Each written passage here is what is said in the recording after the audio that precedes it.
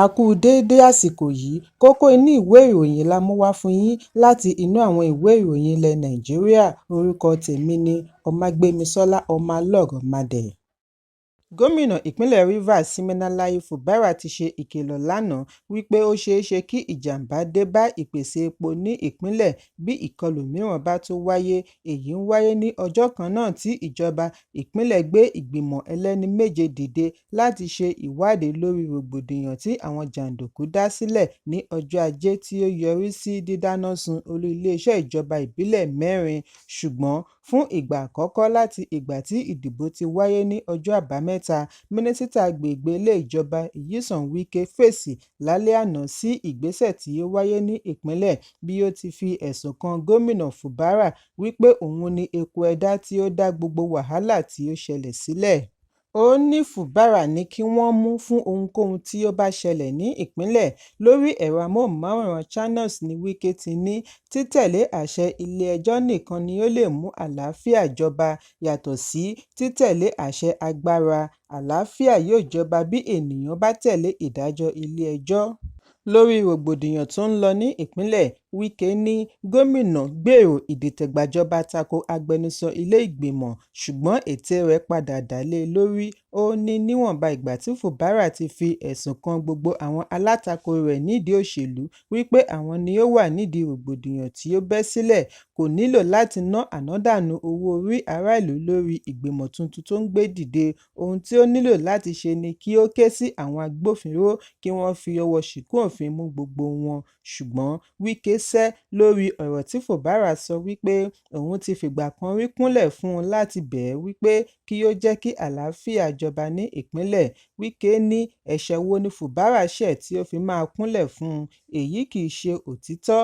Níbi ìfọ̀rọ̀wánilẹ́nuwò lánàá ni bíṣọ̀bù ìjọ Methodist Dókítà Sunday Onoha ti ṣe ìkìlọ̀ wípé bí wọn kò bá tètè bójútó rògbòdìyàn ìpínlẹ̀ Rivers, ó lè yọrí sí òfin ìlú òfararọ lórílẹ̀-èdè. Bíṣọ̀bù wá rọ àwọn àgbààgbà olóṣèlú pẹ̀lú àwọn onínúure lórílẹ̀-èdè kí wọ́n dá sí ọ̀rọ̀ tí ó wà nílẹ̀ yìí bí ó ti kìlọ̀ fún àwọn tó ń túbọ̀ ń bu epo sí iná tó ń jó kí wọ́n jáwọ́. Ó tẹnumọ́ ìdí láti sọ òtítọ́ láti yanjú rògbòdìyàn tó wà nílẹ̀. Ó ní àwọn aráàlú tí kò mọ nǹkan kan ni èyí máa padà kó bá bí wọn kò bá ṣọ́ra. Olúkálùkù wá ń ṣèjọba lọ́wọ́ ara rẹ̀, àwọn agbófinró sì ń wòran. Ẹ̀kúnrẹ́rẹ́ ìròyìn yìí wà nínú ìwé ìròyìn Vanguard tó jáde lónìí. Ikọ̀ ọlọ́pàá ìpínlẹ̀ Katsina ti sọ wípé àwọn fi ọwọ́ ṣìkún òfin mú Usamatu Adamu, olórí abúlé Ungwan Tambarinka ní ìjọba ìbílẹ̀ Savannah lórí ẹ̀sùn wípé ó ń ṣe agbódegbà fún àwọn adàlúrú. Agbẹnusọ ikọ̀ ọlọ́pàá ASP Abubakar Sadiq Aliyu ni ó ṣe àfihàn yìí níbi tí ó ti pàtẹ àwọn afurasí ọ̀daràn 15 ní ìpínlẹ̀ Katsina lánàá. Ó ní ọjọ́ 3 oṣù kẹwàá ni ìròyìn tó ṣe é fọkàn tẹ̀ mú wọn ṣe àṣeyọrí tí wọ́n fi mú afurasí ẹni 55 tí ó ń gbé ní abúlé Sabongida ìjọba ìbílẹ̀ Igabi ìpínlẹ̀ Kaduna. Gẹ́gẹ́ bí àlàyé Sadiq Aliyu, ọwọ́ tó Adamu lẹ́yìn ìwádìí wípé ó lọ́wọ́ nínú ọ̀pọ̀lọpọ̀ ìwà jínigbé tí ó wáyé ní Runka ìjọba ìbílẹ̀ Savannah. Òun náà sì jẹ́wọ́ wípé lótìítọ́ ni òun lọ́wọ́ nínú ìwà ọ̀daràn. Bí ó ti dárúkọ Rabi Sada ẹni ọdún 62 àti Nasiru Shaibu ẹni ọdún 52 tí wọ́n jọ ń lẹ̀dí àmọ̀pọ̀ ṣiṣẹ́ láabi láti abúlé kan náà. Àwọn mẹ́tẹ̀ẹ̀ta yìí ni wọ́n ní wọ́n ṣe agbódegbà fún ẹnìkan tí wọ́n pe orúkọ rẹ̀ ní Umar, ògbólógbòó afurasí adàlúrú tó ń sápamọ́ sínú igbó Runka. Sadiq Aliyu ní ìwádìí ṣì ń lọ lọ́wọ́. Ẹ̀kúnrẹ́rẹ́ ìròyìn yìí wà nínú ìwé ìròyìn Vanguard tó jáde lónìí. Ṣọ̀ún ilẹ̀ Ògbómọ̀ṣọ́ Ọba Gàndé Afọlábí Ọláoyè Ọ̀rúnmọ̀gẹ̀gẹ̀ kẹta ti bu ọwọ́ lu ìṣíde àkọ́kọ́ ọdún Ògbómọ̀ṣọ́ Cradle Carnival. Àfihàn yìí wáyé níbi ìpéjọpọ̀ àwọn ọmọ bíbí ilẹ̀ Ògbómọ̀ṣọ́ tí wọ́n kórajọ ní ìlú Àbújá àti ìpínlẹ̀ Èkó láti ní ìpàdé pẹ̀lú Ọba Ọláoyè. Ọ̀pọ̀lọpọ̀ èèyàn jàǹkànjàǹkàn ni wọ́n péjú pésẹ̀ síbi ìkówójọ fún ayẹyẹ àkọ́kọ́. Lára wọn láti rí Ṣọ̀ún ilẹ̀ Ògbómọ̀ṣọ́, Yínká Àjàó, Ọlábáyọ̀ Ọládìjí, Láyí Adéyẹmí, General Dàpọ̀ Oyèládé àti bẹ́ẹ̀ bẹ́ẹ̀ lọ. Níbi ìkówójọ tí yóò wáyé ní Èkó Hotel and Suites ìpínlẹ̀ Èkó ni ọba ti kéde ìdásí mílíọ̀nù $10 fún àṣeyọrí Ògbómọ̀ṣọ́ Cradle Carnival. Alága ètò Ọmọọba Williams Adeleye ṣàlàyé ìdí tí ọba fi ṣe àtìlẹ́yìn àti ìbuwọ́lù fún ayẹyẹ tí yóò bẹ̀rẹ̀ ní ọjọ́ 21 oṣù Kejìlá ọdún 2024. Ó ní èyí jẹ́ ìgbélárugẹ àṣà ìṣe àjogúnbá láti mú ìrẹ́pọ̀ àti ìṣọ̀kan wáyé tí yóò mú ìdàgbàsókè bá ètò ọrọ̀ ajé ní ilẹ̀ Ògbómọ̀ṣọ́. Ẹ̀kúnrẹ́rẹ́ ìròyìn wà nínú ìwé ìròyìn The Nation tó jáde lónìí. Ọlọ́rọ̀ jùlọ ní ilẹ̀ Áfíríkà àti ààrẹ iléeṣẹ́ Dangote, Aliko Dangote ti sọ gbangba wípé òun ń kọ́ iléeṣẹ́ ìfọpo tó ń pèsè 650,000 barrel epo lójúmọ́ pẹ̀lú $20 bílíọ̀nù láì gba kọ́bọ̀ lọ́wọ́ ìjọba orílẹ̀-èdè Nàìjíríà. Bákan náà ni Dangote ní Nàìjíríà nílò tó 1.5 mílíọ̀nù bárẹ́ẹ̀lì epo lójúmọ́ láti iléeṣẹ́ ìfọpo kí ó tó lè di orílẹ̀-èdè tó ń pèsè ànító epo.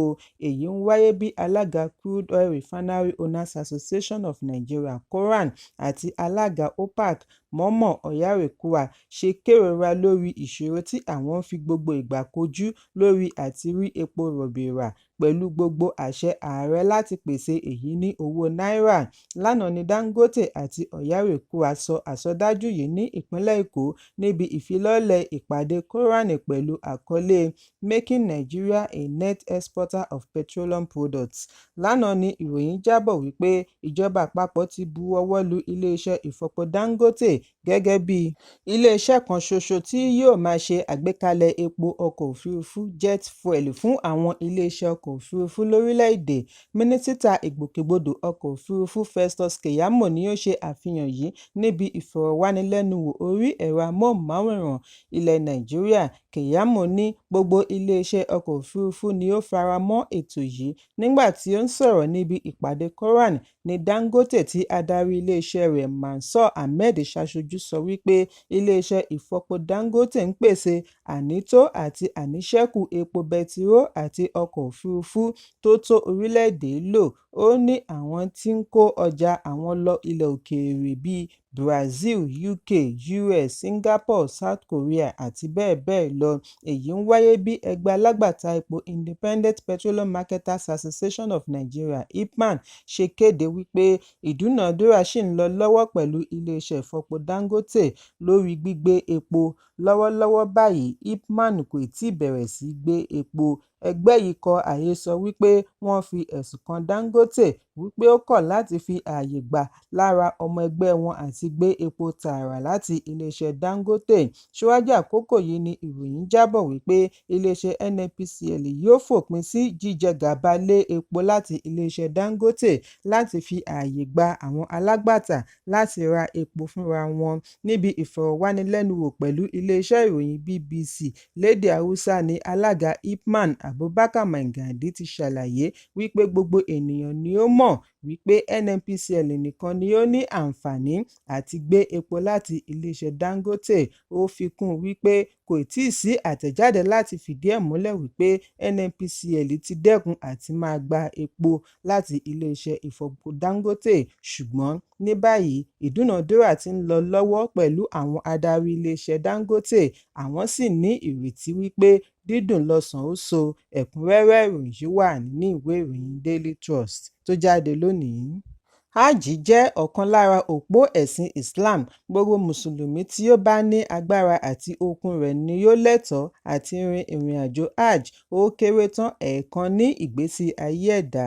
Ṣùgbọ́n ní báyìí ni àjọ alámòjútó ìrìn àjò Hajj lórílẹ̀-èdè NACON kéde wípé ìjọba kò ní san ìrànwọ́ lórí owó ọkọ̀ ìrìn àjò Hajj bẹ̀rẹ̀ láti ọdún 2025. Nínú àtẹ̀jáde tí agbẹnusọ NACO Fatima Usara buwọ́wọ́ lù ni wọ́n ti fìdí ẹ̀ múlẹ̀ wípé kò sí ìrànwọ́ owó mọ́ fún àwọn arìnrìn-àjò yálà ní ẹ̀ka ìpínlẹ̀ tàbí aládàáni.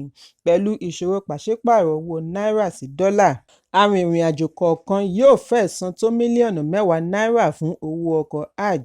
Bákan náà ni àtẹ̀jáde yìí kéde ìdápadà 64,682 náírà tí ó kù sí 150 Saudi riyal owó tí wọ́n fẹ́ dá padà fún àwọn arìnrìn-àjò hajj ọdún 2023.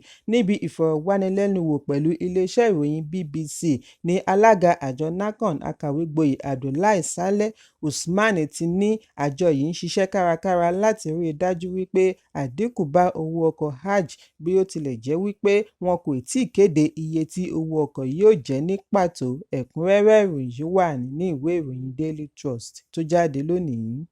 Gómìnà ìpínlẹ̀ Ondo Lucky Ayédatiwa ti júwe ilé fún amúgbálẹ́gbẹ̀ẹ́ rẹ̀ kan láti Central Senatorial District Adébóyè Taofeek Ewéńlá lórí ẹ̀sùn 30 mílíọ̀nù náírà owó àbẹ̀tẹ́lẹ̀ tí wọ́n fi kàn án. Nínú àtẹ̀jáde láti ọwọ́ akọ̀wé àgbà gómìnà Ebenezer Adéníran ni wọ́n ti pàṣẹ ìwádìí lórí ẹ̀sùn, bí wọ́n ti fi kún un wípé ní kíákíá ni kí Ewéńlá gba ilé rẹ̀ lọ. Nínú àkàálẹ̀ ohun kan tí àṣírí rẹ̀ tú síta ni Ewéńlá ti ń béèrè fún 30 mílíọ̀nù náírà lọ́wọ́ àwọn agégẹdú tí wọ́n ń ṣiṣẹ́ láàrin ìpínlẹ̀ pẹ̀lú ìlérí láti lé wọn tèfètèfè kúrò nínú igbó reserve. Èyí bí àwọn oníṣòwò gẹdú yìí nínú ni wọ́n fi jẹ́jẹ̀ẹ́ àti ṣe ìfẹ̀hónúhàn látàrí bí Ewéńlá ṣe ní àṣẹ Ayédatiwa ni òun ń tẹ̀lé. Èyí ti wá mú gómìnà pinnu àti ṣe ìwádìí lórí ẹ̀sùn bí ó ṣe ní gbogbo iṣẹ́ tí wọ́n ń ṣe nínú igbó reserve yìí ni wọn yóò ṣe àmójútó. Wọ́n ní láìpẹ́ ìjọba yóò kéde ẹni wọ́n fi rọ́pò Ewéńlá, bí wọ́n ti rọ gbogbo àwọn tí wọ́n ti pàṣẹ òṣèlú gba ipò kí wọ́n ṣiṣẹ́ wọn gẹ́gẹ́ bí ìlànà òfin tó ń darí iṣẹ́. Ẹ̀kúnrẹ́rẹ́ ìròyìn yìí wà ní ìwé ìròyìn Daily Post tó jáde lónìí. Kókó inú ìwé ìròyìn tòní kò ní jù báyìí lọ. Ẹ pàdé mi ní ìrọ̀lẹ́ fún àkọ́tún ìròyìn. Kí a tó lọ, ẹ má ṣaláì fi àkíyèsí yín ránṣẹ́ kí ẹ sì bá wa subscribe sójú náà wa lórí YouTube kí kókó inú ìwé ìròyìn lè máa tẹ̀ yín lọ́wọ́ ní kíákíá.